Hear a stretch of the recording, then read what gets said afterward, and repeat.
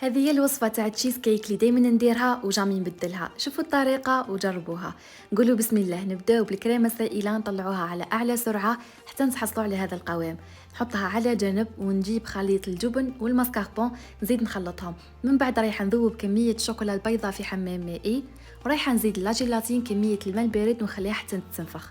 كي تتنفخ رايحة نزيدها للشوكولا باش تذوب. رايحة نحركها مليح حتى نتحصل على هذا القوام. من بعد رايحه نزيدها على الماسكاربون والجبن ونزيد نحرك مليح. حبيت اني نزيد طعم الفريز فزيت من لاغوم ولا من صلصه الفراوله تاع اغوم بلوس نصف ملعقه. زيدوا حركوها.